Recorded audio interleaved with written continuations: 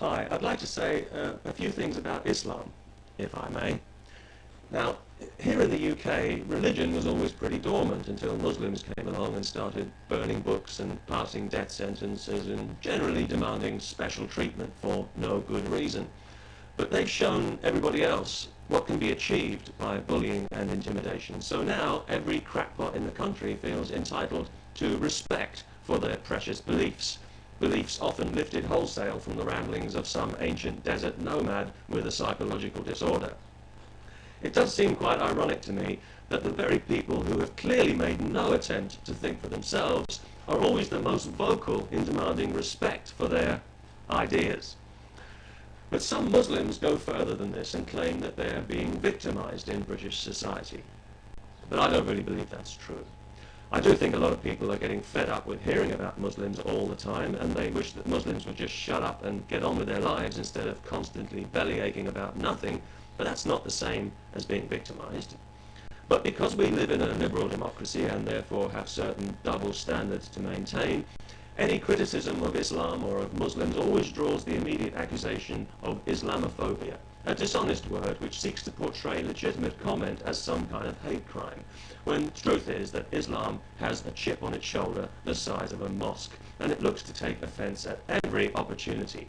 Some Muslims, it seems, are almost permanently offended about something or other, and yet you never hear a peep out of any of these people when some young Muslim girl is murdered for bringing dishonor upon her insane family. Suddenly, everyone's looking at the floor then. They keep telling us that Islam is a religion of peace, but all the evidence points to a religion of war. Its holy book urges Muslims to conquer the world and subjugate everyone to the rule of God. If Islam had its way, elections would become a thing of the past, and the rest of us would be living in the past for the foreseeable future. And some people are very keen to bring this situation about, especially the loud-mouthed, rabble-rousing Islamic clerics who we always hear praising the suicide bombers as glorious martyrs.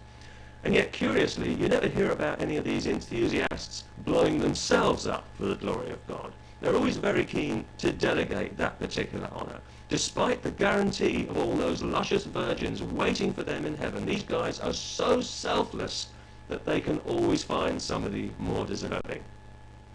Now, of course, the whole 72 virgins scenario has become something of a comedy staple, and with good reason. But it does have one serious problem, and that is that the virgins are likely to be good, wholesome Islamic virgins because there won't be any infidel riffraff in heaven. So presumably they'll have brothers and cousins and uncles who are all determined to defend their honor by killing anyone who makes eye contact with them. They haven't really thought this whole thing through, it seems to me. For this, they blow themselves up.